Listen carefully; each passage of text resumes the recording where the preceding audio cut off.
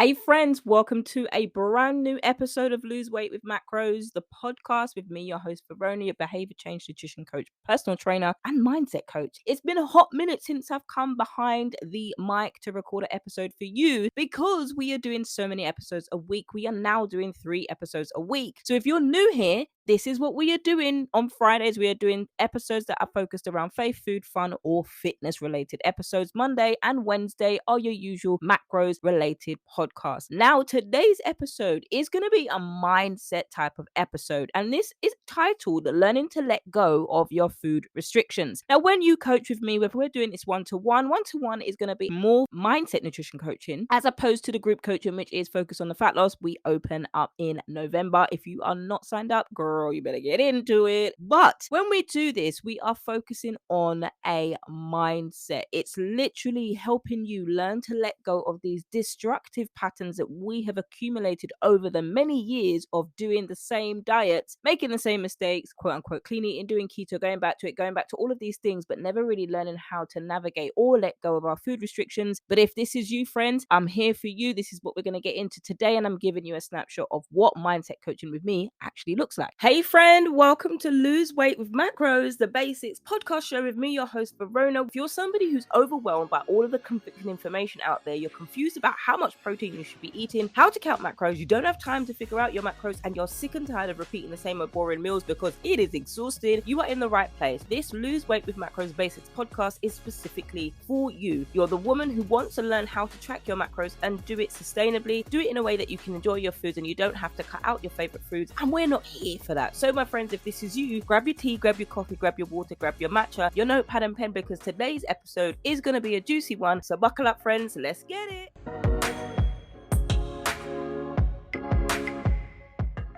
Okay, so this is the episode today. So today's episode is going to be a mindset focused one. Now, why I specialize in mindset and macros is because most of the diets that are out there do not get us to focus on why we think the way that we do about ourselves and why we have the unhealthy attachment and relationships to food in such strong capacities that we do. Now, I know I just said a mouthful there, friends, but we will unpack that a lot more in Focusing on Fat Loss and one-to-one coaching with me. Now, if you're not signed up for either of those, head over to the show notes or go to the website vanutritioncoaching.co.uk/coaching is where you'll get your 15-minute call with me for free.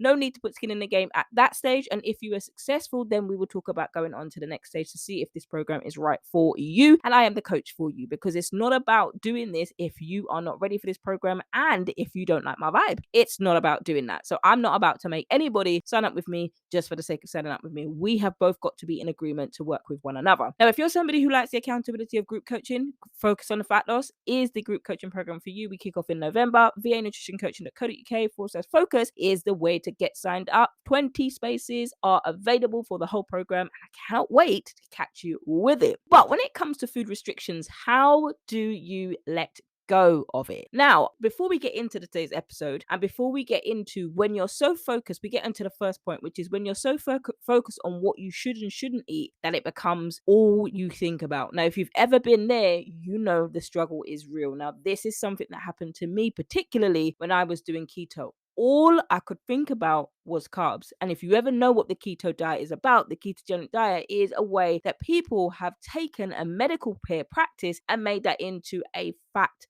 burning industry booming money making scheme. It was never intended for people to lose fat at all. It was then in 1920 to 2022 used as medicinal purposes for children with epilepsy, and now the research has shown that it is still going for neurological conditions. That is the only reason that people are using this ketogenic diet. Now, I'm not going to bore you with all of that. You can go listen to the 2-part episode, and I will link that in the show notes below. Every episode that I talk about will be linked in the show notes below, but it's over in season 2, the ABCs of weight loss, that you can listen to there, telling you the whole deal, the real deal about keto. And anybody who's interested in science facts, I have got plenty of them in the episode. So I want to talk about a little bit of story. This story goes a little bit like this. I'm a woman in my 30s living in a small town in the Midwest. I've always struggled with my weight, but it wasn't until I had kids that it really became an issue. When I was pregnant, I gained 70 pounds. It was just like I could not stop eating. Now that my kids are grown and they're out of the house, and my husband is traveling for work more than ever before, it's been hard for me to stay active since he's gone so much more often these days. Plus, with his schedule changes and travel plans changing all of the time, it's hard to find time for us to eat together as a family anymore. And when we do try to have dinner together, we don't really stick to our normal routine because his schedule is that unpredictable. So the other day, my daughter came home from college for spring break and started telling me about her meal plan for the year. She said that she'd been eating at her sorority house every day this semester because they're having less food available during finals week due to some budget cuts or something. But then she paused and she looked up at me nervously before continuing,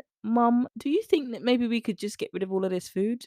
I laughed, but the truth is, I really didn't know how to respond. I was so happy that she was thinking about her future and trying to make healthy choices. But then again, her comment made me feel like a terrible mum because we have so much food in our house right now. I mean, it's been over a year since we moved into this house and we still have so much food. We have two freezers full of meat and they're not even in the same room as each other. We have another cabinet full of canned food. And then there are also several boxes of cereal sitting on our kitchen countertop that my husband won't let me throw away because he thinks they might be good for someday. Now, when you're so focused on what you should eat and shouldn't eat that it becomes about that it becomes all you think about. Now, it takes over every decision you make, and every social event you attend is a free for all or temptation. Cooking and grocery shopping are an exhausting exercise in avoiding all the foods that you should not eat, right? You're constantly worried about what your next meal will be, and it's impossible to enjoy yourself when you are so focused on food. And what makes matters worse is you feel like everyone around you is eating all the things you shouldn't, like bread, ice cream, all your foods that you love and enjoy. And that just makes it harder for you to resist temptation. Now, friends, if you can identify with both of these women and both of these scenarios, then you are in the right place because this is how you're going to learn to let go of your food restrictions. Now, we go over this in terms of it being specifically related to you. We go over this a lot more in coaching on a one-to-one basis. Now, if you're somebody who is focused on that and you want to know about how you can coach with me or how you can make me your wing woman on a one-to-one basis so we can really dig into these things. Now, if you are that person, now you might have listened to the story and been like, well, spring break ended how many months ago? Now we're in the fall term and we're in the fall semester.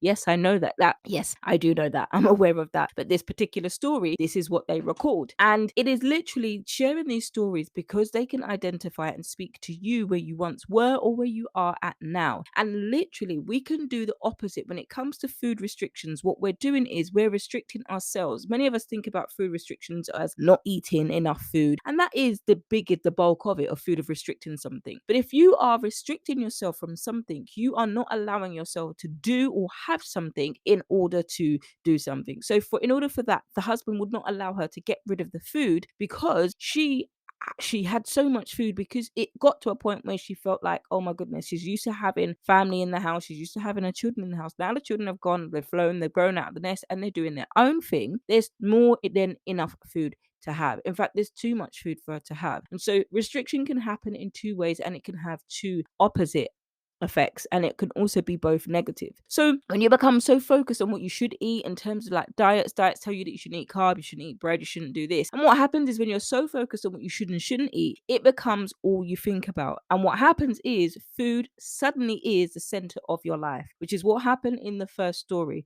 Her husband is away so much. Now the only thing that keeps her going is by having too much food in the house. Living by food rules is like having a pet dog that barks all the time. Now, if you've got a dog, if you've got a pet or you've got a cat, that constant scratching at the door, the constant meowing can get quite annoying. Just like a dog barking all of the time. What does the dog want? There's nothing. You've played with the dog slept, the dog's, done its business, all of that stuff. What more do you want? And so when it comes to living by food rules, this is what it's like. It's literally like having a dog that barks all of the time, because he's always going to be there at your heels. He becomes an incessant companion rather than, a little friend to have. It becomes too much. And that's how it felt for me personally, living with my own food restrictions. I'd sit at meals and silently fume about the cake on the table. Specifically, because I'm not a fan of cake, but specifically chocolate cake.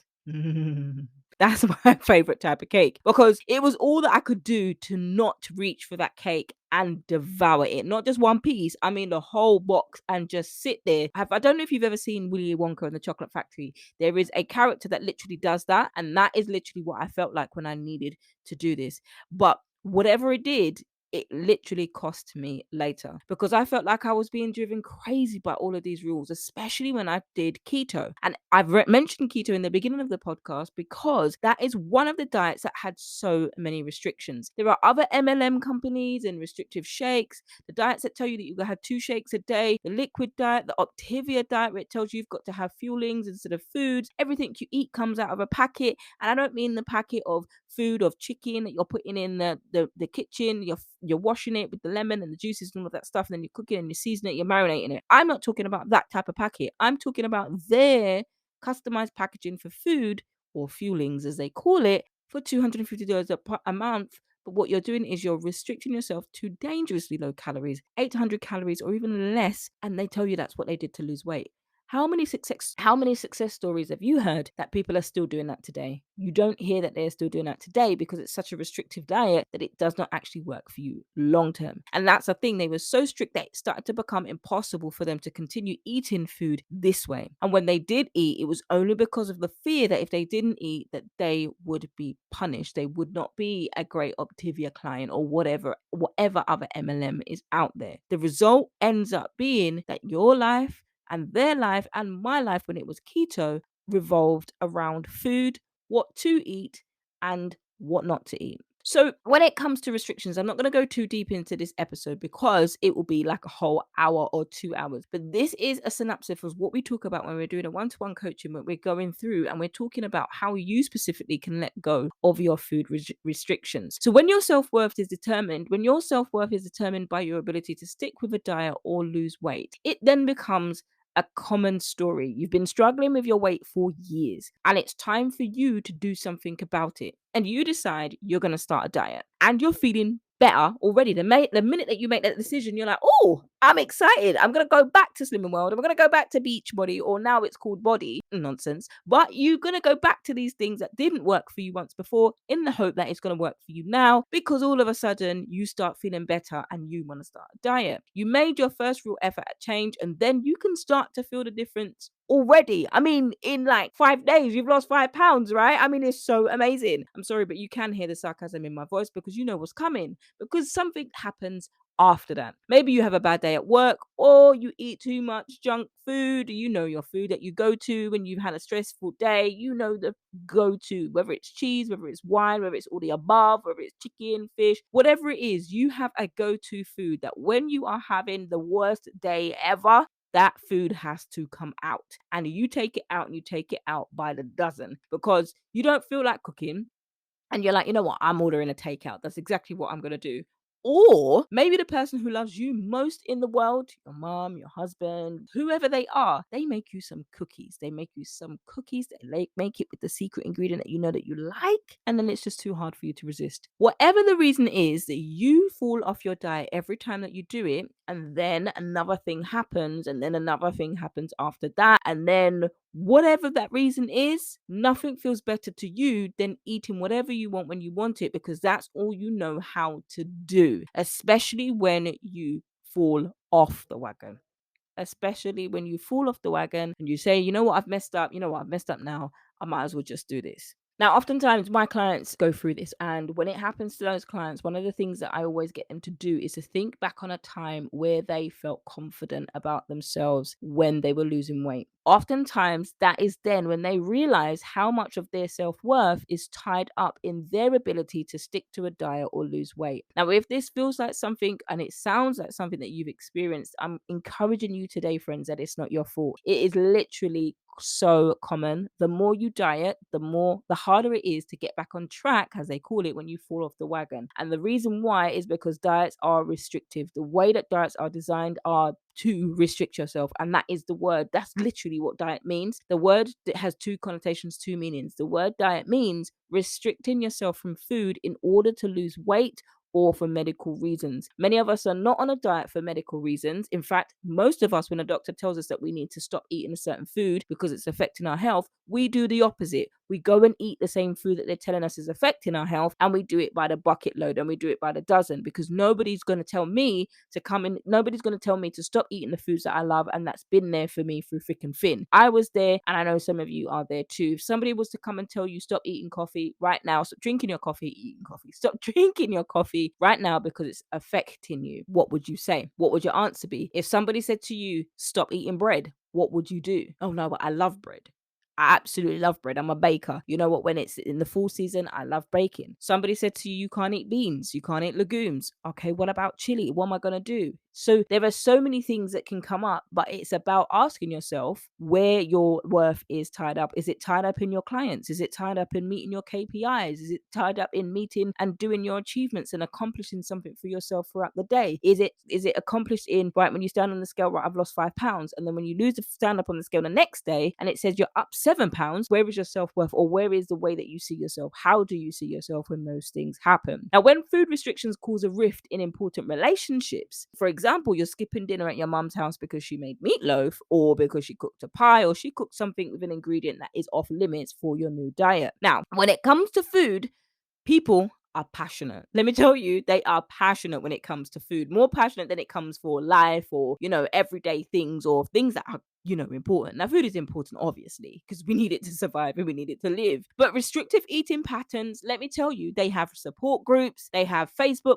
groups, Facebook pages, online forums where people can go to find others like them. Restrictive eating patterns often arise when an individual feels out of control with your eating and places boundaries around food to regain that control. Now, that is a mouthful, but there are so many women. There used to be called a group on Facebook that promoted 1,200 calories, and there were literally hundreds and thousands of people in that group, all created to have dangerous, restrictively low calories. Then the founder of the group decided that they're going to change the name because they're promoting restrictive ways of eating. I could have told you that before you created the group, but the damage has already been done because the people have been in that group for so many years, indoctrinated to eating 1,200 calories and even lower. The amount of comments that I've seen in that group far outweigh my voice to try to encourage others who actually want to have help, which is why I left that group, because my voice is just like a little annoying gnat sound or a mosquito in the middle of the night, waking you up from the deepest sleep of sweet that you've ever had in a long time. Now, it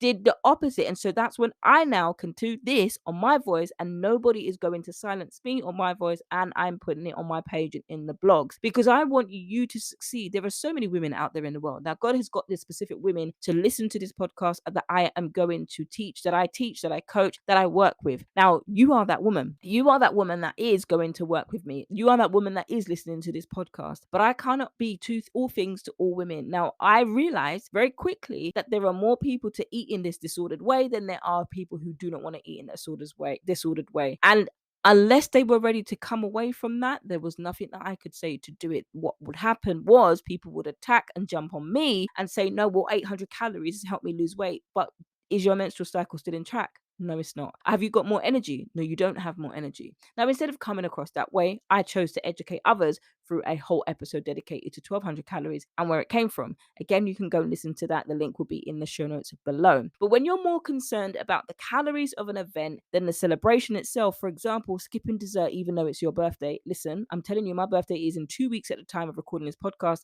I am not skipping cake if it's bought for me. Now, there are intolerances that I have that mean I can't have dairy, I can't have egg, which is frustrating.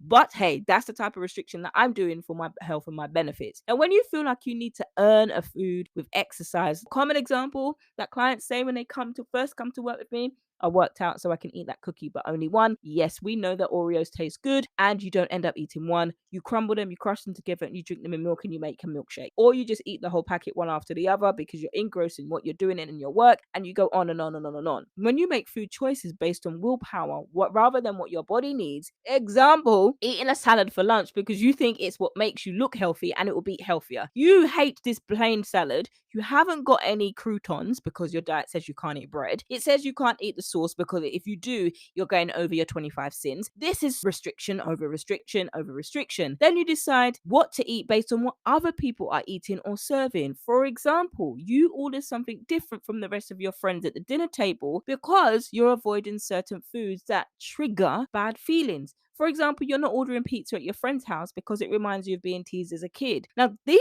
are genuine things. However, you're associating a type of food with a negative memory, and that negative memory is the issue and the thing that needs to be dealt with. The more that you push it under, there will be other things that trigger that memory that is not just pizza related. Now, when you feel like your body is a source of shame or disgust, you're hiding under baggy clothes like I used to do. I used to be a size 20, believe it or not. And even recently, when I started to regain the confidence again and actually focus on actually working on my mindset, which is why I coach, ironically, and why I have the mindset coaching. When I started to put that in place, actually, I had to undo those patterns and undo those habits. And they became subtle habits. They became so normal that I began to live that life. I still wear baggy tops to hide myself, even though I'd lost a lot of weight, even though I'd lost all of the weight that I needed to lose, I would still hide under baggy clothes because that was ingrained in me and I was used to that. I was used to doing those habits. And that's the same when it can come to food restrictions. We begin to build habits, not just in food, but we begin to build habits in our mindsets, the way we think, and the way that we see ourselves. And it's important to start creating a positive relationship with food. And I'm going to give you permission, not that you need it, but I'm going to give you permission to do something that may seem counterintuitive. You're going to want to kick against it. You're going to want to rebel against it. You're going to want to do something different. You're going to want to say, well, no, Verona, I'm used to this. I know. I want you to stop worrying about food. Now you might be like, Verona, what do you mean? What do you mean? What do you mean? Well, this is probably the last thing that you want to hear because food is already a huge part of your life. And if we're really honest, it probably dominates it in some ways. Now, coffee isn't to be used for weight loss. There are no magic coffees, despite what their marketing and their products say. It's going to make you go to the toilet a hell of a lot and you are going to lose a lot of water weight. So that is what they're not telling you. But a high succinct to caffeine is also going to cause some problems in terms of your body. And if you've got those heart palpitations, check your caffeine intake. I'm no doctor, but go and check that with your doctor if you are getting those symptoms from your body. And it can be some of the ways that we're eating, some of the ways that we're living can be a trigger to some of the things that we are doing. But again, go and sort that out with your doctor, have an MOT test. And when we do the one-to-one coaching, I literally go through with you your blood test results when it comes to looking at what is underneath the skin, because we often look at what's on the outside, but we fail to look at what's internally. Yes, I have been taught and I have been trained to go over these things with my clients when it comes to getting a blood test done. So tell you and to help you about understand what your blood test results come back. And then we bring that into your nutrition plan. When I'm talking about customized, this is what I'm talking about. This is no joke program here. This is no joke thing here. If you want to lose weight and if you want to stop doing these things and you want to create a personal positive relationship with food and you want to learn how to overcome your food triggers, then one, you're putting skin in the game, and two, you are doing things that you need to do to get those results. In fact, what you're actually doing is you are changing your schema. Now, I'm giving you a psychological word here. Now, if you are that woman that's tried many times to lose weight, you've tried dozens of diets and exercise programs, but nothing ever works for you. You're not even sure if it's your body type that makes your weight loss so difficult. Maybe it's because you're still clinging to your old food restrictions that are holding you back. Now, if you're somebody that has a history of disordered eating, now there's a difference between an eating disorder and disordered eating. Food restriction may feel like a good idea at first. For example, eating 1200 calories or really restricting your calories. When you're 250 pounds, all of the calories that you can get make a difference. When you start to go to these restrictive calories in even one form of diet, you feel like you're going to chew off somebody's head because you are so hungry. That is not a good idea. And even though that it may help you lose weight quickly because it temporarily lowers your calorie intake, but once that diet is over, you know the weight will come back and you will have even more than you lost and then you started off with, and it comes back with a vengeance. And it adds on some extra pounds for good measure because it's like, take that and some of that. It's easy to fall into the trap of restrictive diets. I did it myself. I did keto. I've done other eating from colored containers that in fact that increased my disordered eating. Because restrictive diets aren't sustainable over a long period of time, they don't teach you how to make healthy choices in the real world, and they don't teach you how to navigate your negative mindset. If you're somebody who wants lasting changes, then you need a different strategy. One of them is changing your schema. If every time you think about pizza or ice cream, your brain screams, no, then your schema is telling you that those things are off limits or even quote unquote bad. If you're putting foods into good foods and bad foods, this is a sign that you need to change your schema so that pizza and ice cream aren't forbidden foods anymore. Instead, they're foods that deserve a place on your plate occasionally and in reasonable amounts. And that, my friends, is exactly what we go through Focus on the Fatness group coaching program, if that's what you want. And we go through it in a one-to-one basis. Now, how do you learn to let go of food restrictions? You start by taking one step at a time. And remember, no matter what anybody tells you, don't be afraid to try something new or ask for help when you need it. The only person holding you back is yourself. And that's a hard pill to swallow, but in reality, it is. We're the only person that can actually make the decision to make the change, and we're the only people that can take the step to make those changes. Now, when we take that first step, we've got other people around that come to meet us, absolutely. But if you want to learn how to let go of your food restrictions, then start by getting in touch with your emotions, my girls. This is what we needed. This is what I did, and why I'm here to be a coach to help you. And that first step in realizing that many of your feelings are based on fear, based on false belief, based on lies, based on restriction.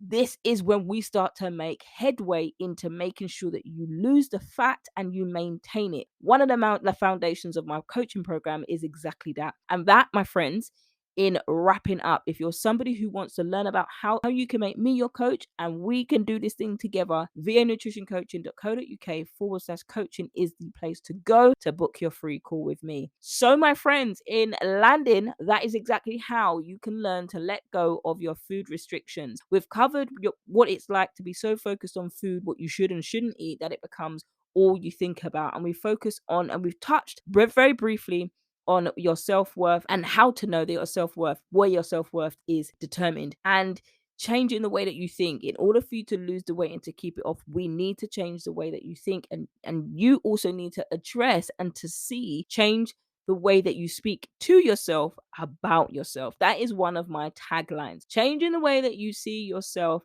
and changing the way that you speak to yourself and see yourself by one step at a time will help you to let go of your food restrictions. And that, my friends, is the end of the episode because we are running out of time. If you know a sister friend that needs to hear this message, share it with her. Don't forget to leave a review over on the Facebook page, facebook.com/VA Nutrition Coaching. Hey friend, you made it to the end of the episode. What was your biggest takeaway from today's episode? Don't forget to subscribe to the podcast and leave a review over on iTunes. And if you have any questions, comments, or concerns about today's episode, or you need help, then you can contact me over on Instagram at VA Nutrition Coaching Podcast, or email me support@vanutritioncoaching.co.uk, or you can head over to the Facebook page VA Nutrition Coaching Podcast. It helps us reach even more women who are fed up with dieting, don't know how to lose weight, they're frustrated with following Sally's results and they're not getting any of their own, and they just finally want to shed some pounds and do it in a way that they can sustain and they can enjoy. But my friends, that's a wrap for today's episode. I can't wait to catch you on the next one. Until then, friends, stay healthy, stay blessed, and remember, if you haven't already downloaded your 5-ingredient recipe pack, you can go to the website vanutritioncoaching.co.uk/recipes and download your 5-ingredient recipe pack. Who said healthy eating was boring? See you next time, friend.